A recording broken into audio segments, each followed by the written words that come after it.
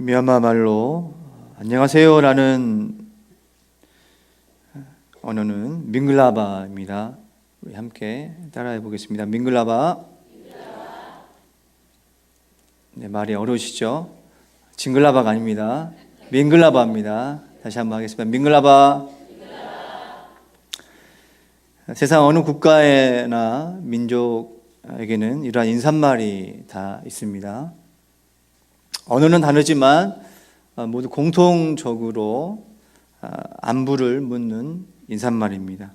이렇듯 세상 모든 국가나 민족은 언어와 문화가 다르지만 의미가 통하는 공통점들이 참 많습니다. 오늘 그 공통점 중에서 이 아버지에 대해서 함께 말씀을 나누고자 합니다. 사랑하는 전환의 성도 여러분, 우리는 최소한의 아버지가 두 분이 계십니다. 누구일까요? 네, 첫 번째는 예수 그리스도를 믿고 하나님의 자녀가 된 저와 여러분에게 계시는 하나님 아버지가 계십니다. 두 번째는 우리를 낳고 길러주신 육신의 아버지가 계시죠.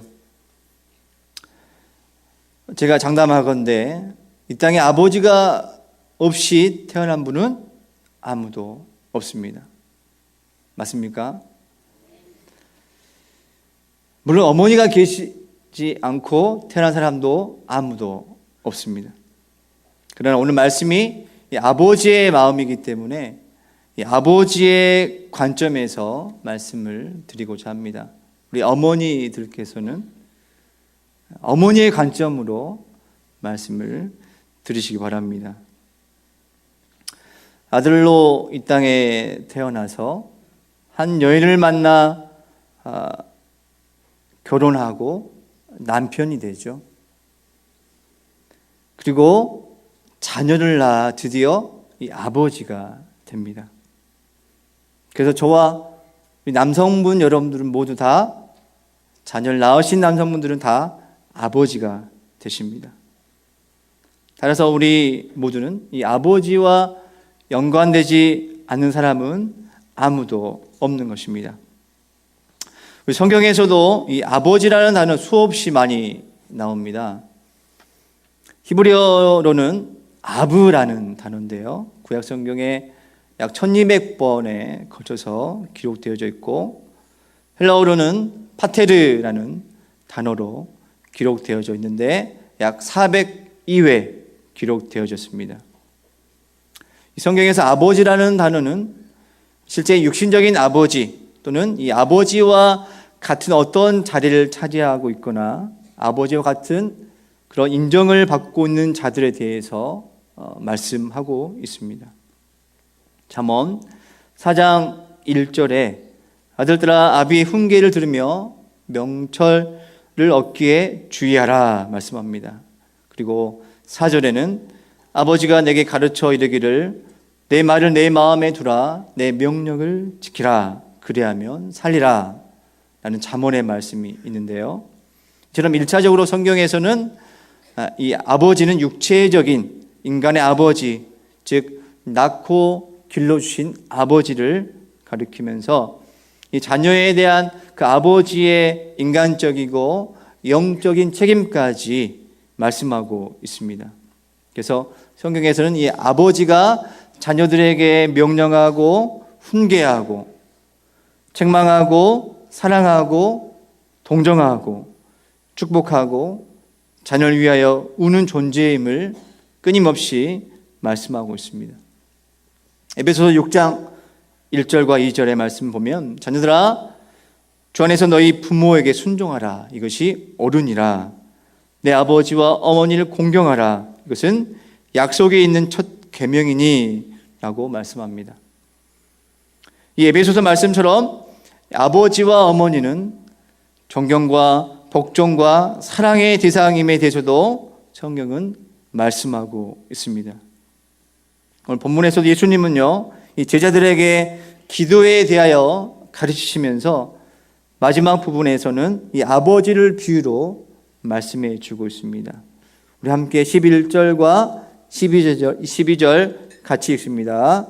시작.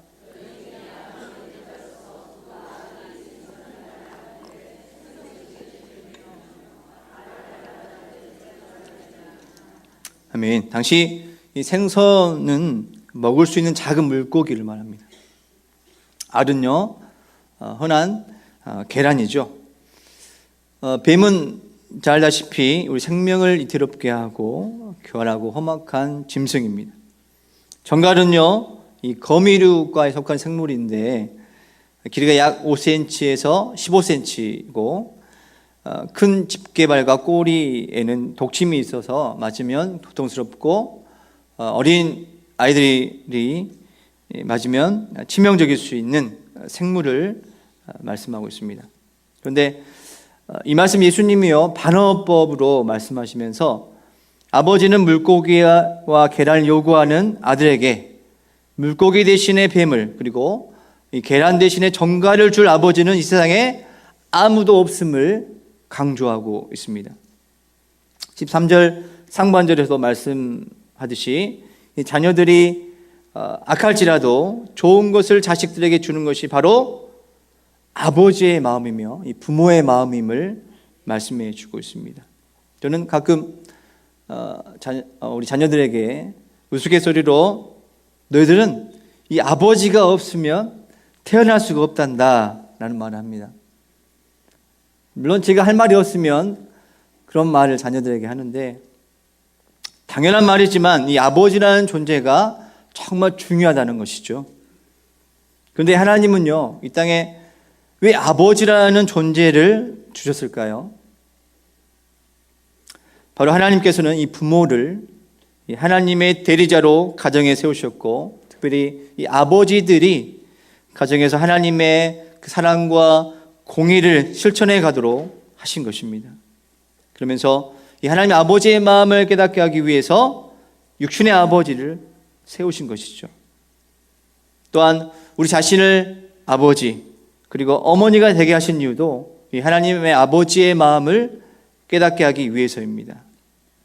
근데 요즘에 안타깝게도 자녀들은 철이 들기 전까지 육체적인 아버지의 마음을 잘 알지 못합니다. 아들로 태어나 청장년이 되고 한 여인을 만나 결혼하여 자녀를 낳고 아버지가 될 때 조금이나마 우리는 자신을 길러주신 아버지의 마음을 깨닫게 되는 것입니다. 그래서 결혼해 보지 않고서는 자녀를 낳아 보지 않고서는 또 자녀를 결혼시켜 보지 않고서는 잘 깨닫지 못하는 것이 이 아버지의 마음이라고 말하기도 하죠. 요즘에 그래서 이 아버지의 중요성에 대하여 이 초교파적으로 아버지 운동을 하는 그런 선교단체도 있습니다. 잘 알다시피 대표적으로 이 두란노 아버지 학교이죠.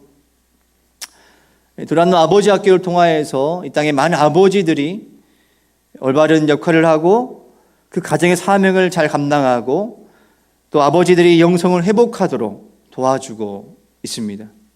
물론 어머니 학교도 이루어지고 있죠. 저는 감사하게도 잠시 고국에 있는 동안에 이 아버지 학교를 받게 되었습니다. 5주 동안 받으면서 정말 많은 은혜를 받았습니다. 그런데 아버지 학교에 표어가 있습니다. 뭔지 아십니까?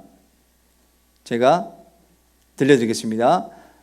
아버지가 살아야 가정이 산다입니다. 물론 어머니 학교도 동일합니다. 즉 아버지가 영적으로 육적으로 건강할 때 가정이 행복하고 모두가 건강하게 설 수 있다는 것을 의미하고 있습니다. 자녀들은 10대가 되면 아버지가 말한 대로 살지 않고 또 아버지의 등을 보고 따라간다는 말이 있습니다. 아버지라는 존재는 자녀들에게 막대한 영향을 끼치고 중요한 본이 됩니다. 여러분, 인간 사회와 동물 세계와의 가장 큰 차이점을 아십니까? 동물 세계에는 인간 사회 같은 아버지가 없다는 것입니다. 수컷과 암컷이 교배하여 암컷이 새끼를 낳죠. 그리고 새끼를 낳으면 그 새끼가 잘 자랄 때까지 지켜주는 수컷은 있지만 인간 사회처럼, 인간 사회 아버지처럼 함께 삶을 나누고 가치관과 인생관과 신앙관을 전수해주는 그런 아버지의 존재는 이 동물 세계에는 없다는 것입니다. 실제 미국 사회를 보면 근래 학교 폭력이 심각해져서 안타깝게도 총기 난사 사건이 일어나기도 합니다. 이로 인해 사회는 발전하고 더 풍요로워지는데 왜 자녀들은 점점 더 난폭해져 가고 있을까라는 것이 미국의 고민이 되었습니다. 그래서 미국의 학교장들이 모여서 대책회의를 한 결과 그 원인을 이 가정의 아버지의 부재, 잘못된 아버지의 부정적 영향력, 그걸 분석하고 아버지들이 가정으로 돌아가야 한다, 아버지의 부정적 영향력을 바로잡아야 한다는 운동이 일으켜지고 있습니다. 여러분, 이 아버지의 잘못된 영향력이 3, 4대까지 이르는 것을 아십니까? 창세기 말씀을 살펴보면 이 아브라함의 모습이 나옵니다. 아브라함의 가계를 보면 아브라함의 잘못된 영향력이 계속 야곱의 대까지 흐르는 것을 우리는 알 수 있습니다. 아브라함은 유괴 순간에 사라를 누이라고 속여서 넘겨주었던 사람이었고 이삭에 대해서 편애 그리고 자녀 중 이스마엘이 집을 떠나야 했습니다. 그런 환경 속에서 자란 이삭 가정에서도 어떻게 됐죠? 똑같은 일이 일어났습니다. 이삭은 유괴 순간에 리브가를 역시 누이라고 속여 다른 사람에게 넘겨주었고 그 가정에도 편애가 있었습니다. 에서를 사랑한 이삭, 야곱을 편애한 리브가, 결국 야곱이 그 가정을 떠나서 나그네의 삶을 살아야 했죠. 그리고 야곱의 가정을 보면 야곱은 거짓말의 대명사이죠. 요셉을 편애한 야곱, 그래서 결국 요셉도 가정을 떠나서 나그네의 삶을 살아야 했던 것을 우리는 창세기 말씀을 통하여 살펴볼 수 있습니다. 바로 이것이 아버지의 영향력입니다. 아버지는 자녀의 거울과 같다라고 이야기를 합니다. 아버지는 자녀들에게 세상을 열어준 창이고 또 하나님 아버지를 만나는 연결 고리 역할을 하는 것입니다. 아버지가 세상에 대해서 부정적인 생각을 갖게 되면 그 자녀들도 마찬가지로 세상에 대해서 부정적인 생각을 갖고 자라게 되는 것입니다. 저 또한 아버지가 된 지 얼마 되지 않았지만 가끔씩 저는 깜짝깜짝 놀랄 때가 있습니다. 어쩔 때 그럴까요? 제 자녀들이 제 모습과 똑같이 하는 것을 보게 됩니다. 제 말과 제 행동을 어느 순간 들어서 그를 기억하고 그대로 하는 것을 보면서 저는 깜짝깜짝 놀랍니다. 따라서 이 땅의 모든 아버지들은 영이 거룩해야 하고 또 우리의 몸이 거룩해야 하고 우리의 삶이 거룩해야 될 줄 믿습니다. 그 아버지의 그 아들이라는 말이 있듯이 이 아버지의 모습 그대로 자녀들에게 전수되기 때문입니다. 얼굴 표정, 삶의 태도, 말하는 어투, 어쩌면 저와 여러분의 우리 모두가 이 아버지의 그 모습일지도 모릅니다. 자신도 인식하지 못한 채 아버지의 모습 그대로 전수되고 있는 것입니다. 그래서 이 아버지들에게 그러면 가장 중요한 게 무엇일까요? 바로 아버지의 영성입니다. 영성은 이 하나님을 믿고 거듭난 자녀들에게 주어지는 영적인 성품이죠. 그래서 아버지들이 이 세상을 움직이는 분이 바로 하나님이심을 고백하고 믿고 확신하며 사는 것이 아버지의 영성이 되어야 될 줄 믿습니다. 아버지들이 범사에 하나님을 인정하고 늘 하나님과 동행하는 삶이 될 때 한 가정의 가장으로서 책임을 다할 수 있을 것입니다. 여러분, 책임이라는 영어 단어가 무엇인지 아십니까? 바로 responsibility입니다. 이 단어는 두 단어가 합성되었습니다. response라는 반응하다라는 뜻과 ability, 능력이라는 단어가 합쳐진 것입니다. 그 책임이라는 것은 이 반응하는 능력을 의미하고 있습니다. 어떻게 반응하는가에 따라서 책임을 질 수 있는 것입니다. 그러면 하나님의 자녀인 저와 여러분에게 이 반응하는 능력은 무엇일까요? 이게 바로 영적인 품성이라는 것입니다. 예를 들면 우리가 직장에서 심한 좌절을 당했을 때, 가정에서 화나는 일이 있을 때, 뜻밖의 일이 일어났을 때, 정말 감당하기 어려운 일이 닥쳤을 때 이것을 어떻게 해석하고 어떻게 반응해 보이냐에 따라서 그것이 바로 그 사람의 영성이 되는 것입니다. 다시 말하면 그 환경에 따라서 내가 어떠한 마음을 품고 그 환경을 바라보느냐는 것입니다. 내 안에 하나님의 나라가 임재하고 있느냐라는 것입니다. 로마서 14장 17절에 이렇게 말씀합니다. 하나님의 나라는 먹는 것과 마시는 것이 아니요 오직 성령 안에 있는 의와 평강과 희락이라. 이 말씀처럼 우리의 영성 있는 삶은 성령 안에서의 의와 평강과 희락을 누리는 삶이 될 줄 믿습니다. 여러분, 2000년도에 뜻밖의 교통사고를 당해서 화상을 입고 수차례 수술을 거쳐 겨우 목숨을 건진 한 여인에 대하여 기억하십니까? 그 청년의 이름은 이지선 양입니다. 아름다웠던 얼굴이 그 화상으로 인하여 다 잃어버리고 손마디도 절반을 잃은 채 그 고통 가운데 그는 지낸 세월들이 있었습니다. 그러나 그녀의 모습은 지금은 웃으면서 평안한 모습으로 새로운 삶을 살고 있습니다. 알아보니까 그녀는 현재 미국 UCLA에서 사회복지학 박사학위를 취득했고 한동대에서 교수로 일하고 있습니다. 그는 고백하기를 하나님은 인생의 고난을 동굴이 아닌 터널로 허락하신다라고 고백합니다. 그녀가 그 어려움과 고통 가운데서도 좌절하지 않고 늘 의를 추구하며 살며 평강을 주고 기쁨으로 날마다 새로운 삶을 준비할 수 있도록 이끌어갔던 힘은 바로 그녀의 영성이었던 것입니다. 그러면 어떻게 해야 이와 평강과 희락을 누릴 수 있는 영성 있는 사람, 정말 영성 있는 아버지, 영성 있는 어머니가 될 수 있을까요? 오늘 본문 말씀에서 깨달을 수 있습니다. 13절의 말씀을 전체 같이 읽습니다. 시작.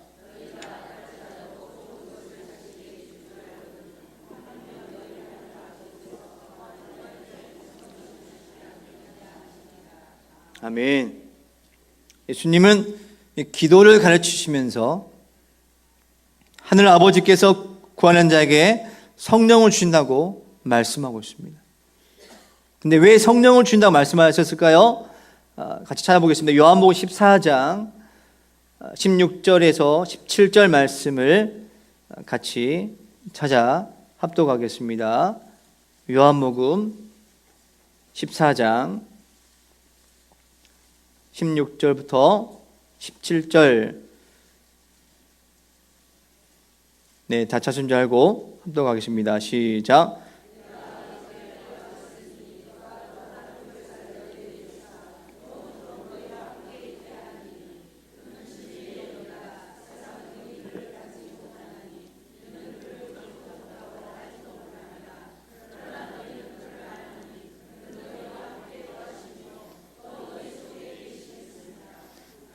아멘. 오늘 말씀에 요한복음 14장 16절 17절에는 성령님이 누구신가에 대하여 기록된 말씀인데, 말씀에서 차례대로 살펴보며, 첫 번째, 성령님은 보혜사, 즉 상담자, 위로자이시기 때문입니다. 두 번째는 영원토록 함께 계시고 도와주시는 분이심을 말씀하고 있고, 세 번째는 질 가운데 인도하시는 분이시다라고 17절에 말씀해 주고 있습니다. 하나님 아버지께서는 이 구하는 하나님의 자녀들에게 가장 귀한 선물을 주고 싶어 하십니다. 그 선물은 바로 무엇일까요? 바로 성령 하나님이십니다. 바로 성령을 통하여 하나님의 말씀을 깨닫고 우리 신앙이 성숙되어져 가는 것입니다. 그리고 더 기도하게 되고 사역할 수 있도록 은사를 주시고, 또 예수 그리스도를 더 증거하게 하시고 승리하는 삶을 할 수 있도록 인도한다는 사실을 꼭 믿으시기 바랍니다. 이렇게 하늘 아버지이신 하나님은요, 최고의 선물인 성령을 우리 하나님의 자녀들에게 주고 싶어 하십니다. 그러나 그 선물을 받으려면 우리는 뭘 할까요? 하나님께 기도해야 하는 것입니다. 우리 하나님 아버지께서 항상 기다리고 계시다가 예수님을 믿는 하나님의 자녀가 기도할 때 하나님 우리에게 성령을 선물로 주신다는 사실을 꼭 기억하시길 바랍니다. 로마서 8장 32절, 자기 아들을 아끼지 아니하시고 우리 모든 사람을 위하여 내주신 이가 어찌 그 아들과 함께 모든 것을 우리에게 주시지 아니하겠느냐라고 말씀합니다.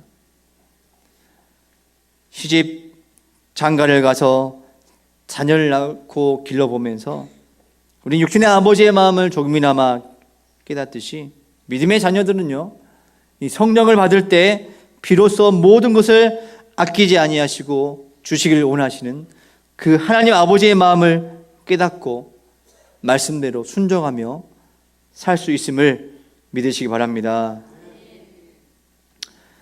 그리고 또한 기도하여 성령 받는 것만큼 중요한 하나님의 명령이 있습니다. 말씀 찾아볼까요? 에베소서 5장 18절입니다.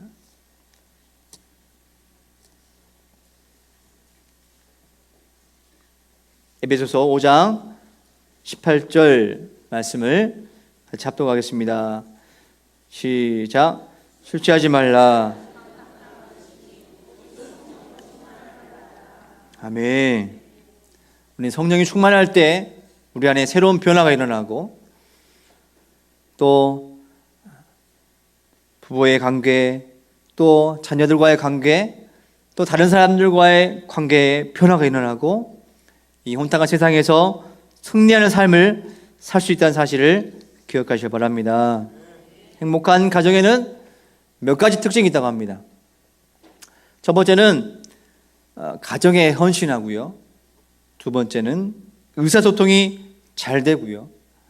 세 번째는 가족이 함께하는 시간이 많습니다. 네 번째는 감사와 사랑의 표현이 많고요. 마지막 다섯 번째는 영적인 헌신 내지는 이 가치관을 공유하고 있다고 합니다. 여러분,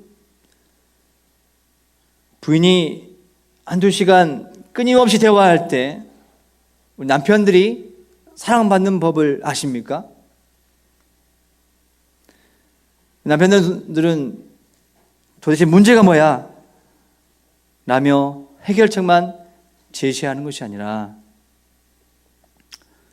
어떻게 대답하면 사랑받냐고요? 이렇게 하면 됩니다. 자네 30분만 더 하소. 내가 다 들어줄게. 이렇게 말해야 한다고 합니다. 즉 행복한 가정에는요, 대화가 참 많다는 것입니다. 의사소통이 잘 되고 있다는 것입니다. 마찬가지로 기도 또한 하나님과의 대화입니다. 하나님과 대화를 많이 가질수록 우리는 성령 충만하여 영적으로 승리하고 또 행복한 삶을 살 수 있다는 사실을 믿으시기 바랍니다. 저희 가정은 출산으로 잠시 2년 만에 고국을 방문하였는데 하나님의 은혜로 셋째를 건강하게 출산하고 이제 금요일이면 미얀마로 복귀합니다. 선교지 돌아가면서 제 마음속에 다시금 새기는 것은 제가 한 가정을 건축해 나아가는 아버지라는 것입니다. 그리고 두 번째는 아버지의 마음으로 이 미얀마를 위해 날마다 눈물로 기도하는 이 성령 충만한 영적 지도자야 돼야 된다는 것입니다. 고린도전서 4장 15절과 16절에 이런 말씀이 있어요. 그리스도 안에서 1만 스승이 있을 때 아버지는 많지 아니하니 그리스도 예수 안에서 내가 복음으로써 너희를 낳았음이라. 그러므로 내가 너희에게 고난오니 너희는 나를 본받는 자가 되라. 저는 이 말씀을 볼 때마다 저는 참 복된 사람이구나, 복받은 사람이구나 라고 고백하지 않을 수 없습니다. 지금까지 저를 복음으로 낳아주신 아버지와 같은 스승, 즉 영적 아버지가 계셨기 때문입니다. 제가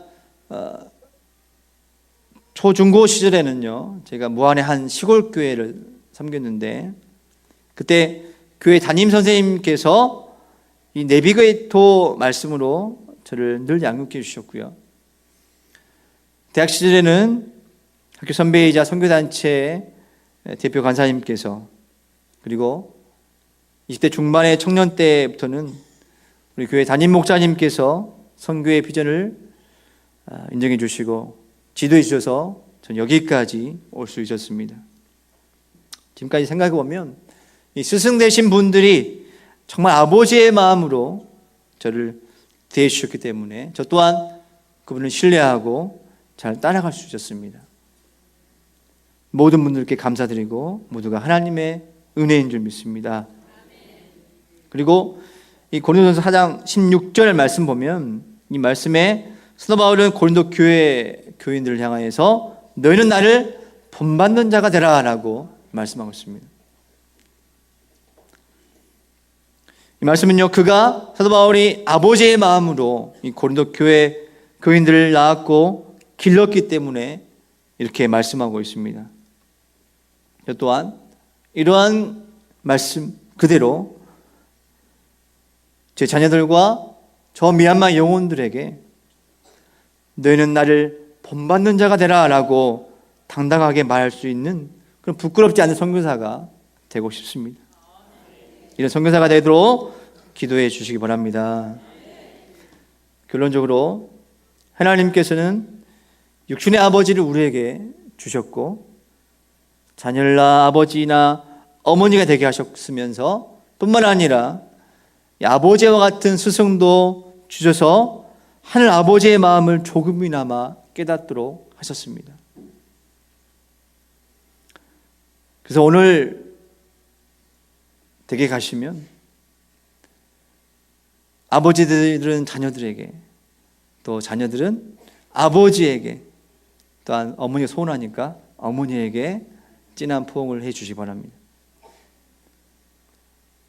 그 포옹 하나만으로 자녀들은 어버이의 사랑을 느낄 수가 있거든요. 그리고 이 아버지들은 가장 좋은 것을 자녀들에게 주고 싶어 한다는 그 마음을 안다면 하늘의 아버지이신 하나님도 그러한 분이시구나 우리는 조금이나마 알 수 있을 것입니다. 그리고